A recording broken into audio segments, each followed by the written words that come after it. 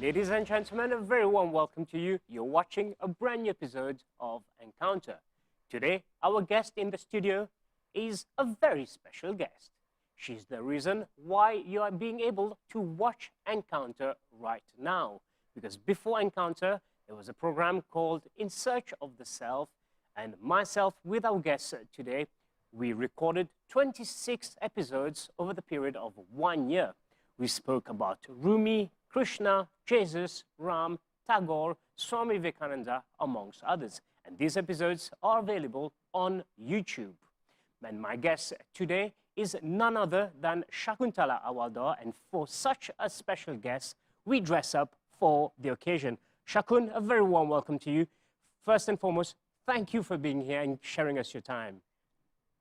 Despite my years, you thought of me. Thank you.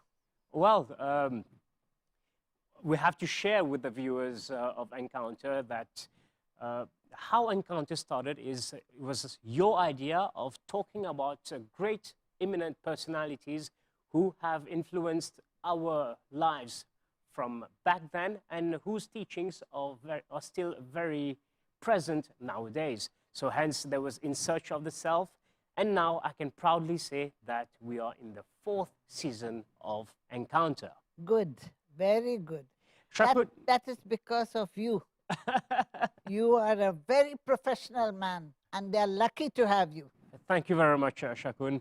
And the topic chosen by you today is, what we'll be speaking today is how to choose a guru. Some call spiritual masters, some call spiritual guide. So Shakun and myself, we will be discussing about how to choose a guru. Who is a spiritual guide? I think that's a very intelligent way to start the program. And the meaning of the guru is one who removes ignorance. See, not everybody can remove ignorance. And this particular, it's not X guru, Y guru. You come to the names later. But who is the guru? The guru is one who removes all the doubts. All the darkness of the mind he removes, and he shows you the light. But the guru does not have darkness in his or her life? No, he has transcended it. Okay. See, I cannot be a teacher if I don't know what the pupil thinks. And the pupil will think lots of rubbish. But it's up to the teacher to know how to remove the rubbish and instill in him his love of biology or psychology or whatever the case might be. So is it a case of practicing what you preach? No, more than that. Because a transcendental guru is not practice as you preach. This is ordinary language. Okay. A person who is a guru has transcended many étapes. Okay. Beaucoup étapes, different transcend, different arrive and la force dans lui-même. He has reached a position where he is in light. He is in light. And do you think there are many people who are enlightened around us? No. So a lot of people pretend to be enlightened? Yes. So how do you recognize those people? You can recognize them by what they do. Let us take Sai Baba. Let's take Sai Baba. Now, Sai Baba is somebody, lots of people, he's God, this, that. But he himself says, I don't enter karma. Yes. He himself says that. I don't enter karma, I won't remove your karmic problems. You have to say, as you sow, so you reap. You reap what you sow. So he redefines what the religions say. All right. And who else do you think is an enlightened master nowadays? See, there are people who believe in Osho. Yes. Now, you see, whether it is Osho, whether it is Sai Baba, it is light. And during the time of Osho, I'll tell you a small story. They started in Bombay worshipping Sheila, who was against Osho. Yes, I remember watching the series called Wild Wild West, where it says the story of Osho, but I don't know to what extent it's true. No, but you see, you are right in doubting because it created doubts of all kinds. It is an opinion that was broadcast, that was put through a series. No, but it didn't come as an opinion. It came as a verity. As a truth. And therefore one gets confused. Yes. Now, Osho, I found it very difficult to get to him. And one of them, Ma Lakshmi, who was the first secretary before Sheila, she just pushed me into it. Otherwise, I wouldn't. I was a doubting Thomas. Okay. I was about to ask, how did you discover Osho? But, oh, that's a nice story to know. So when was that? In 79, I took Osho. Okay. Was it in Mauritius or did you go to India? No, I was in India. Okay. And I was in thirst. I was searching. Mm-hmm. I was feeling pained by the fact I was not getting. Mm-hmm. I went to the Ramakrishna ashram and I went to all over. Then I fell in the arms of Ma Lakshmi. She said, just go. She sensed my genuineness. Okay. I didn't know I was genuine. I myself doubted myself. I'm a doubting Thomas. However, I went to Osho by chance. I think the Guru chooses you. So yes, this is probably the second part where we say that when you're ready, the Guru appears. Correct. So you see, you can't choose a higher person. You are a lower person, full of doubts and darkness. How can you choose the Guru? The Guru chooses you. So can you explain us how the process works? I mean, do you need to be searching so that he will appear? Can you walk us through how it all works out in your own experience? I was full of doubt. I was full of disbelief. And then I was searching. All the doors were closed. In search of the self. In search of the self. And all the doors were closed. Then I came to Osho and the door opened. The door was open, but I didn't go in. I doubted. So you were asking questions even after meeting, after seeing what happened No. or who he was? No. No? No. Before I met him personally, one-to-one, I doubted because I didn't know whether it was genuine or not. And my mother and father told me, who are you going to meet like this? Is it Krishna? I said, yes. There was a feeling that this is a genuine person. Okay.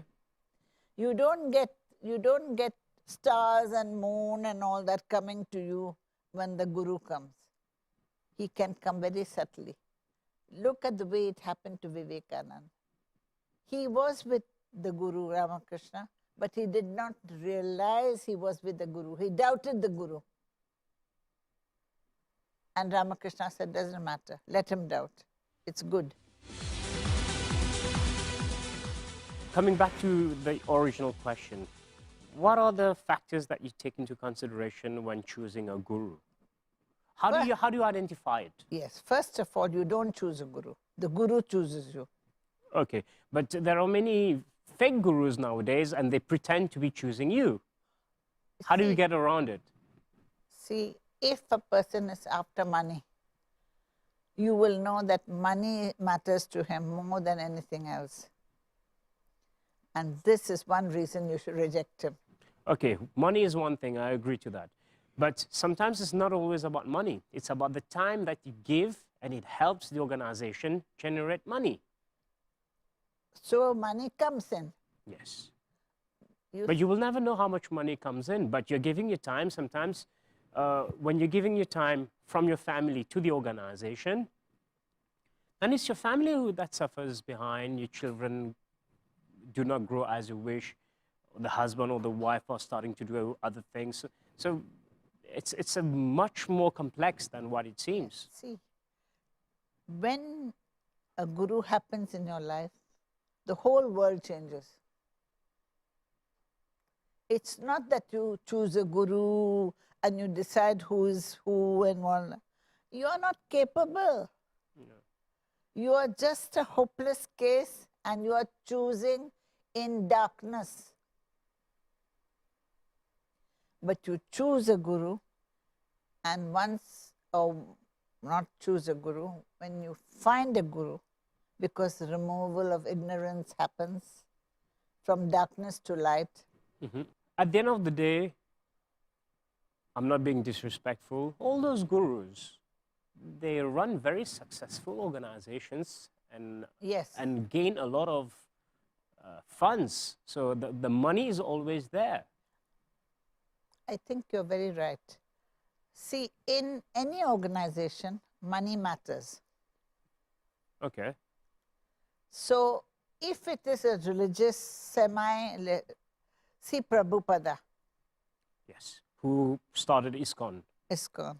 Now you go to him, they don't put money first. Now if you are taking a room in Prabhupada's place, that has a cost.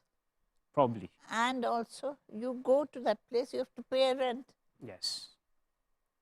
So the money comes in when you deal with outside beings. Okay.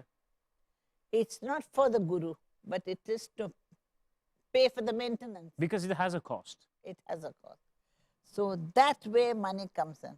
So it's not money globally. When the guru has supposedly chosen you, what are the red flags to look out for? See, first of all, when you examine the whole situation, you have to remember purity. Are you pure? Are you really pure? What do you mean by pure? Not have all kinds of kleshas. Okay. Not kind of load yourself with, I don't want this, I don't want that. Live minimally and be happy. A sannyas. A sannyas, so of living a simple life. Simple life. All right, all right, all right. Who are the gurus for you, or if I may ask, who are the gurus who have chosen you?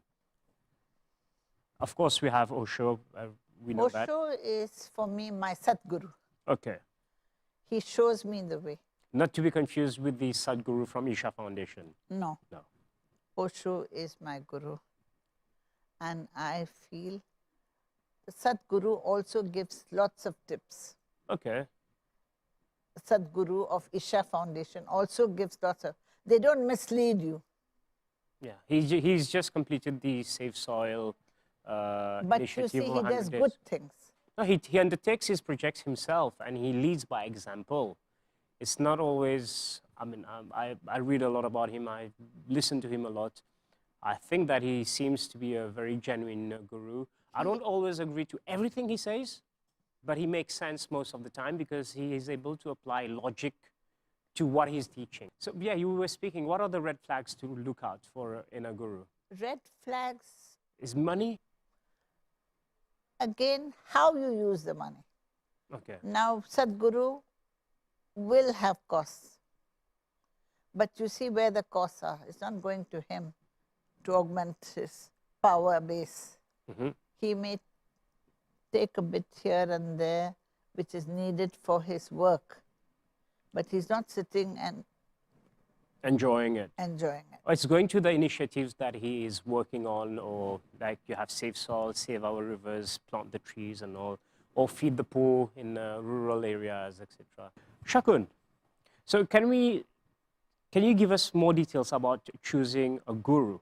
And of course, I want to hear more about your relationship you had, even though if he's still not here, I'm sure you still believe in the teachings of Osho. I also want to hear about it. First question, how do you choose a guru then? See, as you sow, so you reap. Of course. That is the basis.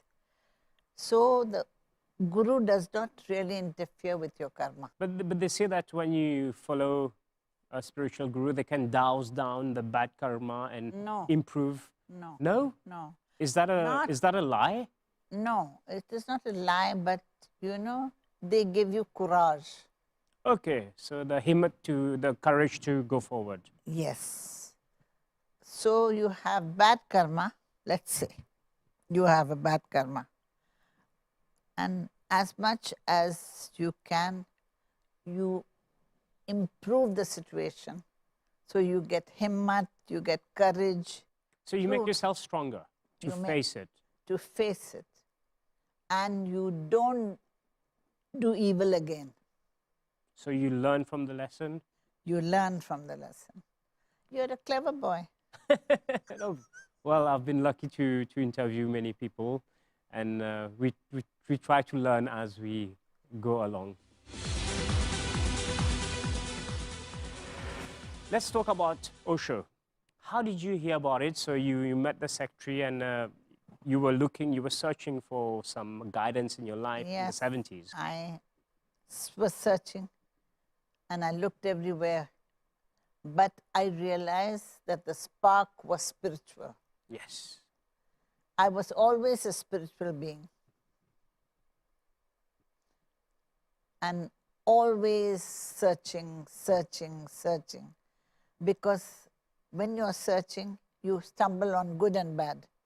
But what was it that you were searching, that when you heard about OSHO, that you said, okay, this is going to be my spiritual guru? What was the process? No, I did not say that. Walk us through it then. I will tell you. When I went through OSHO, I accepted him, but I was charmed by him because he was enlightened. Okay. When you get enlightened, en la lumière assise le toi, and attiré par la lumière. So you could sense that he was enlightened, and yes. Can you share a bit more about how can you see that? How did you know he was enlightened? I didn't know. I thought he was because of many things that happened in his life.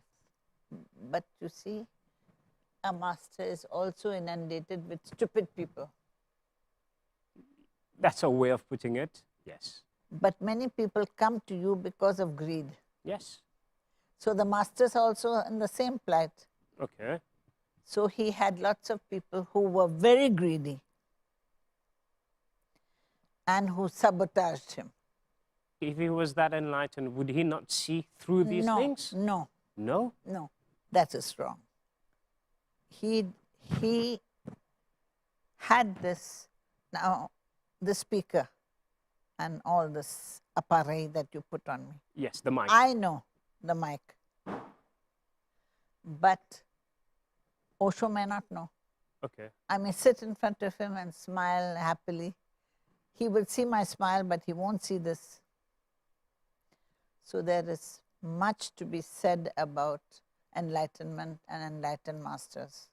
Osho is a very controversial personality, even though he's been dead for 30 years now. What has been the biggest confusion or misconception about Osho? Because there's a saying that goes, you might be disappointed with the followers, but you will never be disappointed with the concept or the guru. Do you care to share your thoughts about it? Yes, because the guru means somebody who's enlightened. Do you know about enlightenment? No. I do not know what, because I've not experienced it, so you cannot know. Correct. So you're getting wiser by the hour. Because I remember someone saying, you can only experience God, you can only know God when you experience God. So you have to experience him. But God as a being, has anybody seen him? No. No. This leads me nicely to my next question. Of course, religion and different types of religions are very present in our world, even in Mauritius. But over the last 20, 30 years, we have seen an emergence of spiritual guides or spiritual gurus. Why do you think this is happening? Because you can't trust man. You can't trust man. Man is a dangerous animal. He is very cunning. Okay. He pretends something and he does something else. Is that why we are having more and more spiritual gurus, or they're Yes. coming forward? Yes. Do you think that these emergences, they are addressing the shortcomings of religion? Shortcomings of man. Of man, not religion. Now, religion is what? You asked me about Parahamsa, Ramakrishna Parahamsa. He was genuine. Yes. But all the people who followed him were genuine. Yes. And they searched for God. But our knowledge of God is footy. Means man's understanding of God is faulty. Okay, why is that? Because of greed? Because he's greedy and he wants to ramasi. Okay. He's corrupt. Okay. So how do you think we should go around this, or what is the solution to this? Each person has to look within his own heart. Wisdom, strength and kindness. He should be always wise to know that he has God in him. God is not sitting in the temple. Okay. God is not sitting it's in him only. But the evolution of man has reached a stage when he is got God in him, but he must recognize the God in him. Do you think that this will ever happen? Because saying it is very easy, but putting it into action is a different story. That is why it is important to recognize man as he is. If he's a shaitan, you must make sure that there is peace. If there is no peace, there is shaitan around. So this is also the reason why it's important to be able to choose the right guru once the guru has chosen you. Yes. Remember that you don't choose a guru. The guru chooses you if you are pure. I mentioned this word pure. In the heart and mind. In the heart and mind. And when you are pure in the heart and mind, you're close to God. Shakun, we have almost come to the end of this interview. Any words before I conclude this interview? Find the God in you. Find the God in you. See, the God doesn't sit in the temple. Yes, you said, yeah. God is not sitting in a church, not in a mosque. He's sitting in you.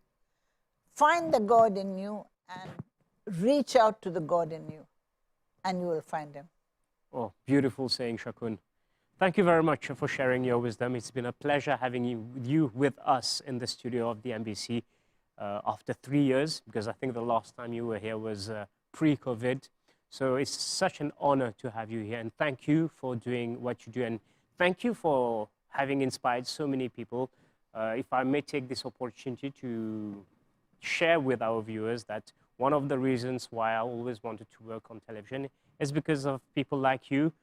Growing up, I was watching people like you teach general paper in English on the Mauritius College of the Air, and even your colleagues like George Payan and Raj Ganes, they all inspired me to become who I am today. So a big thank you to you. And it's such an honor to work with you. I want to tell you something, sweetheart, before I leave. Find the God in you. I will. I hope I will do, and I'm happy that I have people like you by my side. Thank you very much. God bless you. Thank you very much, Shakun. Ladies and gentlemen, we have now come to the end of this emotional episode of Encounter. I hope you have enjoyed it as much as I have. If you have any questions or queries, drop an email. It's encounter@mbc.net.mu. Until the very next program, goodbye.